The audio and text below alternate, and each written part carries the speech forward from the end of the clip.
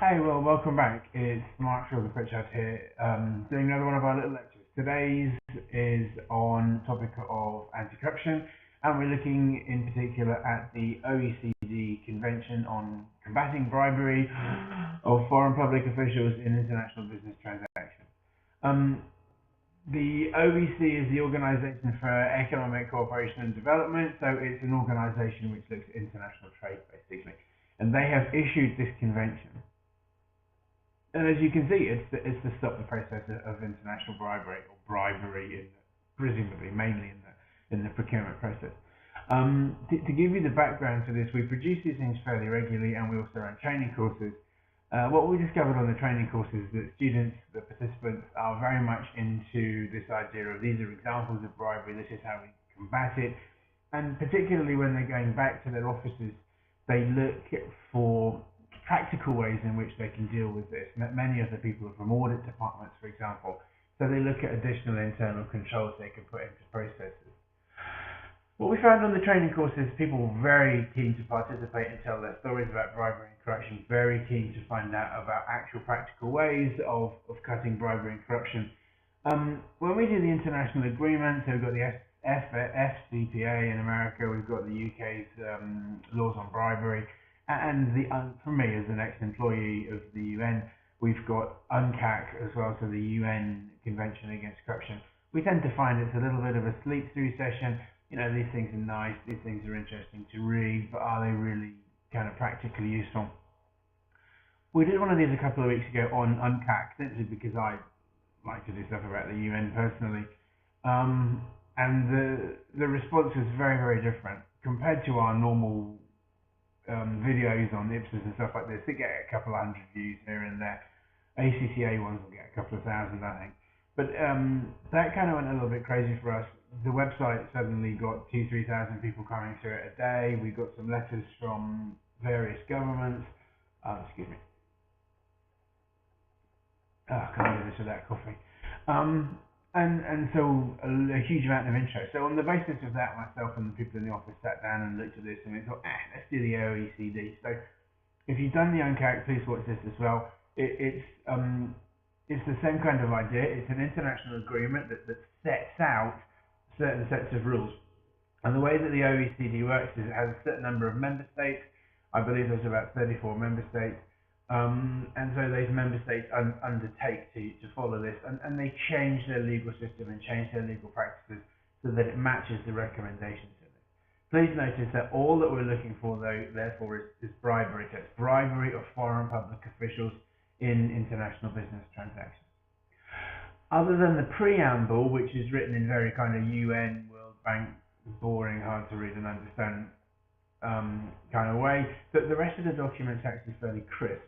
So it's actually really quite easy to understand, and it's, it's not that long. I think it's 45 pages long, of which quite a bit of it is white space. So you can actually sit and read it in your lunch hour, and it's good. I actually like this. I think it's very easy to understand, very easy to read, very easy to see what they're doing. And the OECD, what it's done as well, is that it's raised funds for this. So it's issued a document, and then it's going through a whole process of seeing how countries, I have to get that right, how countries, remember this is countries are actually implementing the thing and how it's working. And I think they're doing a pretty good job, actually. I like this thing. It's very good. Okay, let's move on to slide number 1. Okay, so before we get into it, let's have a little look at a few statistics that the organisation has published. It tells us that, and I'm taking these from the report at the end of last year being 2014. So at that point, 41 countries have signed up to this agreement, to this convention. I think there's 34 members of the OECD, so there's 34 members, and then there's another 7 or so countries that have signed up voluntarily. I know that one of the voluntary countries that's not a member of the OECD is Russia, so they've signed up. The 41 countries that have signed up cover, and you can read the slide, 80% of the world's exports and 90% of foreign investment. It tells us that 25 countries are being monitored. So there's actually, we'll come on to that later, but there's now a monitoring process. So the OECD is now in, for most countries, places like I think Slovakia, are in phase 3 of the monitoring. So we'll talk about the monitoring process later. But there is a process going on where countries are being monitored and being given updates and work plans, no doubt, there's consultants involved. Um, the interim report showed that many parties have tightened up their provisions for making bribes tax deductible and improved coordination and communication between tax administrations and law enforcement authorities. And this is a big one. We're going to come back and touch on this. But this whole idea that Mr. Smith from Britain pays a bribe to Mr. Ivanov in Russia, and the point therefore is that the bribe may almost be sort of corporate level, but the guy who receives it has to do something with it as well. Now, the onus of the convention puts on the bribe payer, as it's combating bribery of foreign public officials. So the name tells you that the main aim is to stop people from paying bribes, but the guy who is receiving it has to do something with that money as well. And so those countries where the guy receiving it is now being prosecuted, being investigated, and we're getting this idea of common discussions, common sharing of information, and so on. Right, so that's your background. The OECD has done a very good job, I think. As I say, 80% of the world's exports, 90% of foreign investment, and these countries are strengthening their legal systems and strengthening their law enforcement systems to ensure that this is followed up on and targeted in a big way. And people are going to prison for this. So the way the convention works is that there's something like 17 or 18 articles that it's divided up into, and the articles therefore are given as to what has been agreed. And then the next section after that gives you some commentaries, which is actually very, very useful. Very good that people are giving you some practical advice. When you look at the thing, you'll see that there are 17 or 18 articles. I think it's 17. But I put there that there are 12 key practical ones. So just on the basis that you're watching this as someone who's got a little bit of an interest in it, there's 12 key ones. The other ones are introduction, ratification, withdrawal. Very, very sort of general stuff that relates to admin, but there's 12 key ones. Some of them are actually only one line long. I think that the second one we've got there, responsibility of legal persons, is only actually one line long. So let's just run through them very, very quickly. This isn't intended to teach you everything you know. So if you are working with this practically, you need to go away and look at it. Yeah. You're going to get some form of an exam on it as well. So the first article is the offence of bribery of foreign public officials, and that's your definition. So it defines what is bribery, what are your foreign officials, and so on. So they give the definitions of what these things actually are for the purpose of the convention. The second one is the responsibility of legal persons. So the responsibility of legal persons therefore sets out a country's responsibility to make this thing a crime and to identify who is actually responsible, so therefore who is guilty, assuming of course that they are proven to be guilty. Section number 3, now remember these things are all very, very general. So section number 3 requires a country therefore to make some sort of sanctions. So therefore there has to be some form of punishment, if you like, which could be prison or something. And also we're looking at things like asset seizure, repayment of funds stolen, loss of property purchased from stolen funds, those kind of things. Again, I think it's only like 5 little sections long, so you're looking at 100 words or something. It's just a requirement to make these general things a crime. Jurisdiction sets out this idea that who will actually have jurisdiction. And when we come to these things, and you come to some of the later articles that we're looking at as well, particularly things like extradition. Now, if you are a British person who pays a bribe to a Russian person, you pay the bribe in cash while you're in Russia, then there are questions as to who has jurisdiction. So here we're just looking at setting up that there is some kind of body within the government that has jurisdiction for this. So the police don't go, oh, that's nothing to do with us. And then whatever the economic crimes people go, oh, that's nothing to do with us. So who actually has jurisdiction? Enforcement, again, we want to know that it will be actively enforced. And statute of limitations means that if we are setting a statute of limitations, that should be reasonable.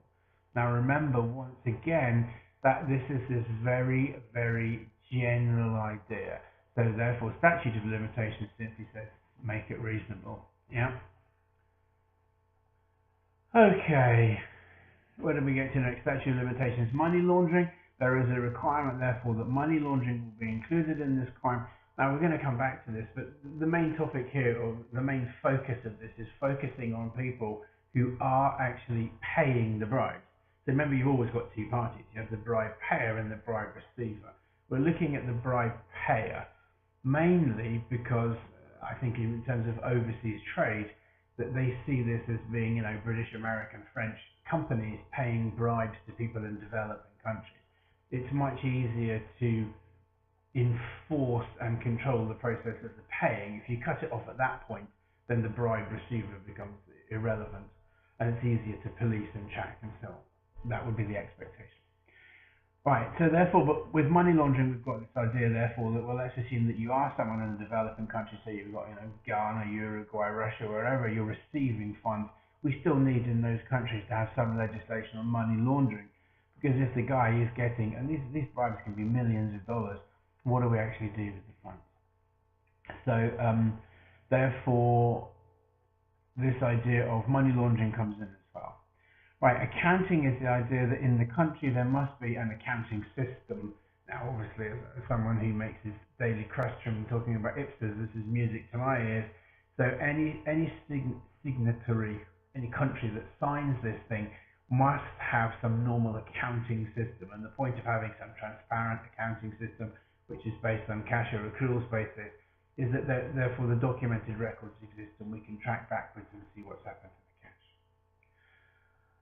Mutual legal assistance is this idea that if you are the British government investigating a British company for paying bribes in Russia, therefore then the Russians should do everything that they can to help you as well.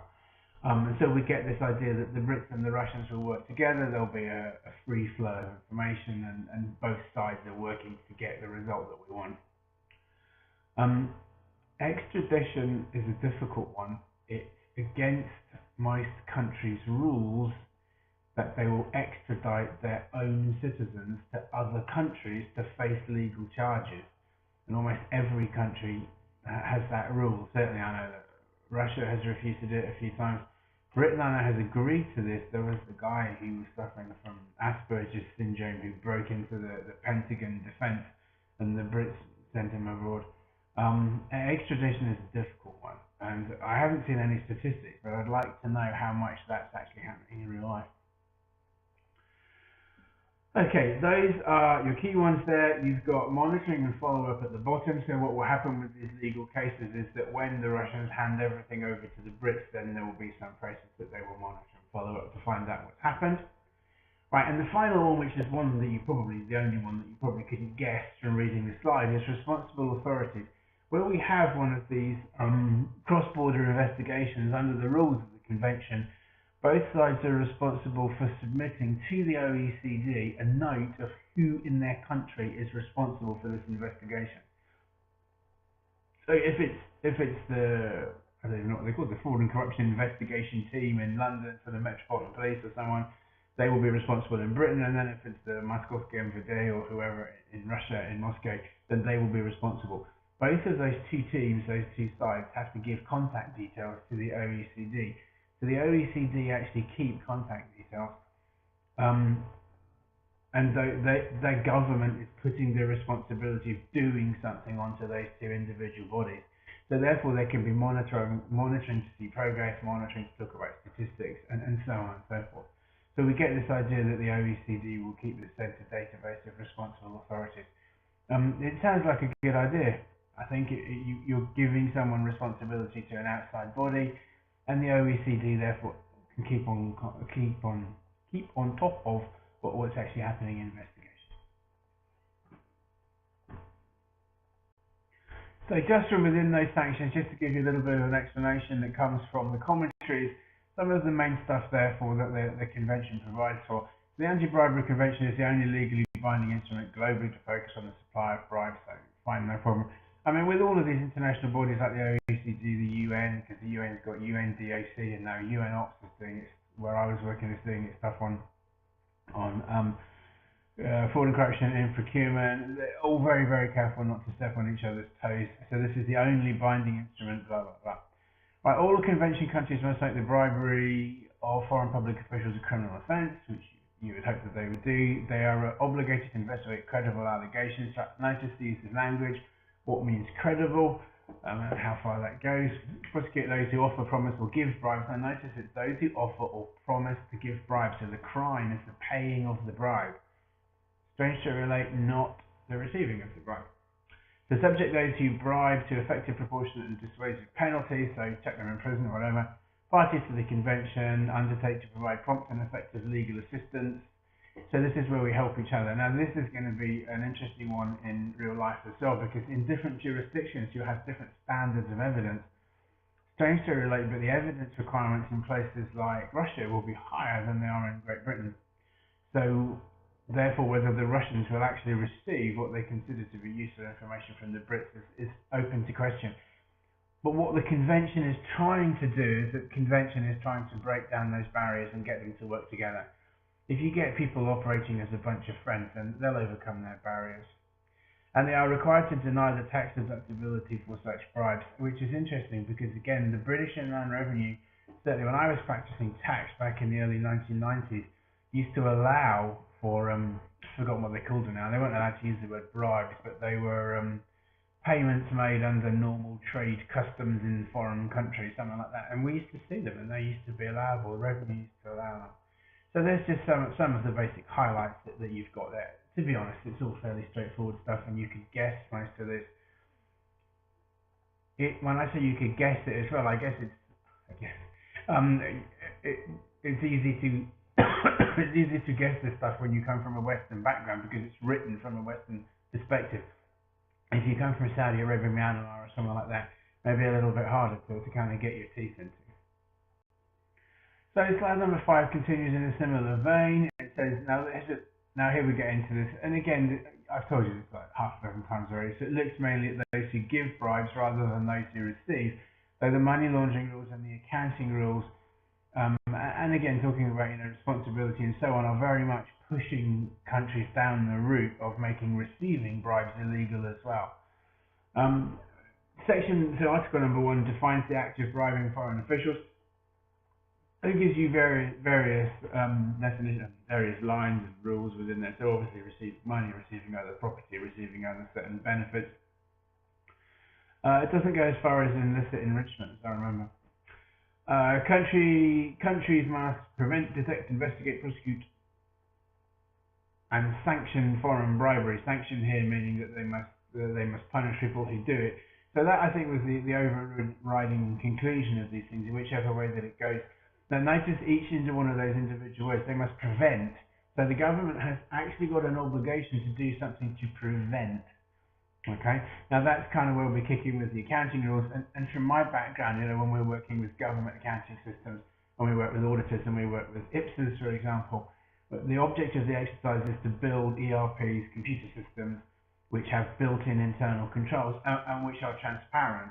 Again, if you go to countries like Georgia, for example, down in the Caucasus, south of Russia, they are putting all of their public procurement up onto the computer system so that everyone can open it and see what the terms of the tenders, blah, blah, blah, are. But those are examples of prevention. So we get the kind of the carrot and the stick, so there's detection as well, so they've got a duty to detect it. Remember that we're only talking about public officials, so the government has a duty of detection as well. So this is going to fall on the auditors. This will fall on your IT departments who will publish certain transactions and so on. Right, investigate, prosecute, and sanction. So therefore we've got to investigate as the name goes, prosecute as far as we can, and then sanction.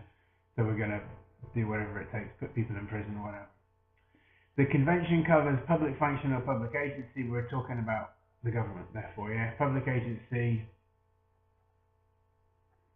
agents of public international organisation, and includes state-owned enterprises. Now remember, again, in certain countries former Soviet republics, the government still represents some sort of 80% of the economy, so therefore you're dealing with the bulk of the country.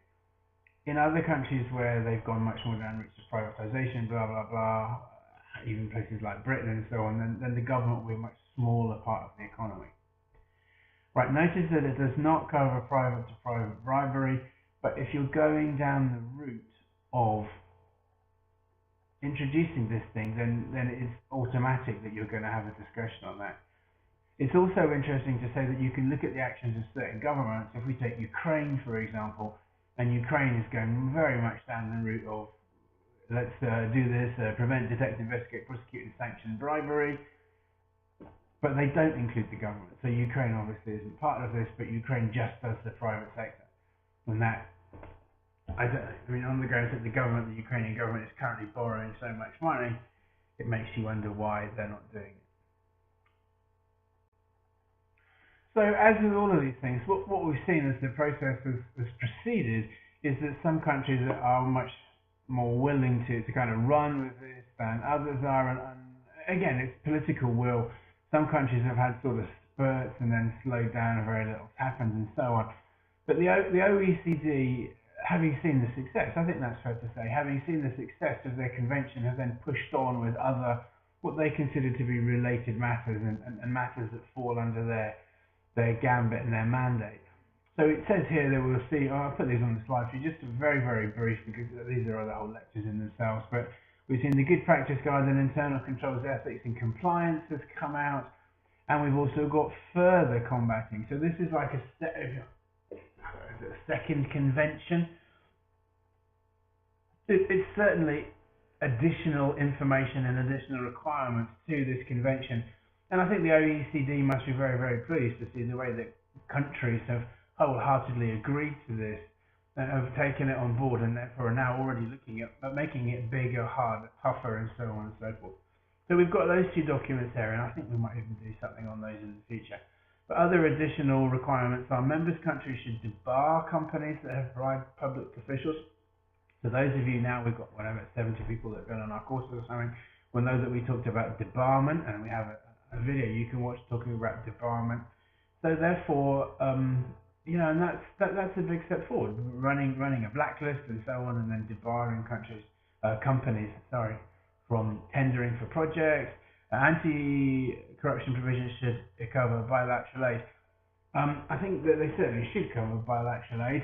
If the taxpayers of Britain, America, wherever are giving money to be spent in Burkina Faso, you don't want some government vice minister creaming off the money and sticking it in his personal bank account in Switzerland or wherever. So yes, this should absolutely cover. This should cover bilateral aid.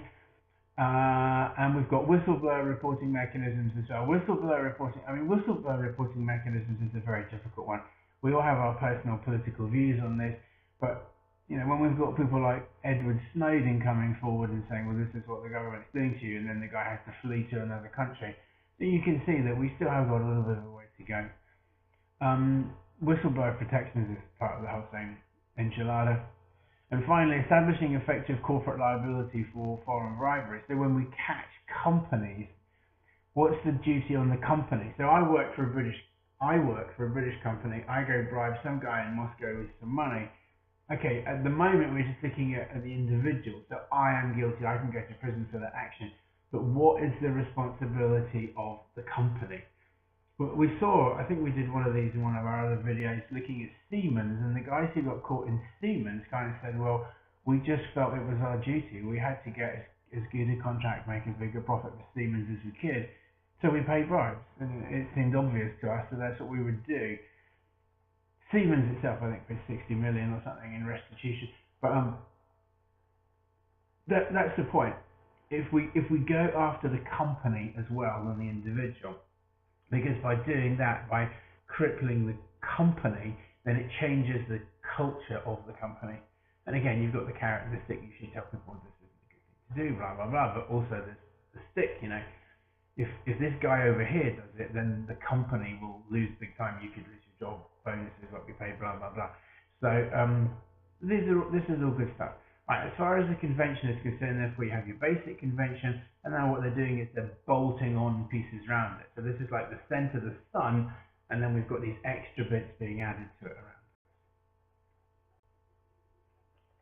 So this is more statistics. You can go to the OECD's annual report on the work under the convention, and I just cut and pasted this straight from there. So 333 individuals, 111 entities have been sanctioned, I'm not really sure that's actually so many, is it? In 14 years, it doesn't seem so many. But at least they're doing something, and I think that's the basis that we have to support this thing on. 98 individuals have been sanctioned in criminal, administrative, and civil cases, money laundering or accounting in 7 different parties. The parties is one of the countries that have signed this. 390 investigations are ongoing in 24 parties. So it's happening. You can, if the glass is half full, we're doing something, the glass is half empty. What does this actually represent as a proportion of bribery and corruption in the countries involved? I suspect not very much. But things are happening. Countries are moving in the right direction, albeit some countries faster or slower than others.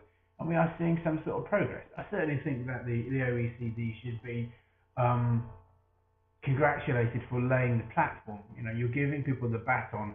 If they choose not to run with it, I think in the long term they'll ultimately suffer. So in terms of how the OECD actually works, then we're currently, for most countries, we said there was 41, and what was on that slide. For most countries, we're now at phase 3. So this is the process that the OECD has gone through starting back in 1999. Phase number 1 was determining the conformity of the implementing legislation with the convention. Gosh, that's a wonderful phrase, isn't it? Right, so what happens is you are the country of far, far away, you sign up for this thing. So phase number 1, therefore, is to do some form of gap analysis. So here are the laws or the principles as set out in the convention. Here are your laws, and you identify where the differences are. Bearing in mind that for most countries that I've worked in, introducing a new law, first of all you have to write the thing, then it has to be approved by the parliamentary law group, then it'll take another 2 years to get onto the floor of the House. So you're looking at a 2-3 year process just to look at phase number 1. So phase number 1 is a comparison of what your actual legal statute says compared to what the convention says.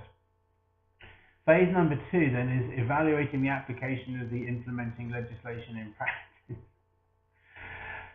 Right, so you're looking at how well it's actually applied. Many countries have a lot of very wonderful laws and people ignore them perfectly. The internet is full of these websites that will show you, in Ohio it's illegal to drink alcohol with a snake on the third Sunday. And so the point, therefore, is we take a look at the laws, and then we look at the laws and we do some enforcement. So we will look and see how much are they actually enforced. The government may have perfect laws that say bribes are illegal to be paid, but then if everybody does it, then the enforcement is zero. So we've got this phase 1 and phase 2. Obviously, the object of the exercise, therefore, in phase 1 and phase 2 is to bring in new laws and then to enforce them. So what happens in phase number 3, which is where we are now, I can't remember, I have to look at the website, I just looked at it yesterday, is that then the country will be monitored. So the signature has gone through phase 1 and it's gone, these are the gaps in the laws, we'll fill them in. Phase number 2, these are the gaps in the enforcement, we'll do our best to beef up enforcement agencies.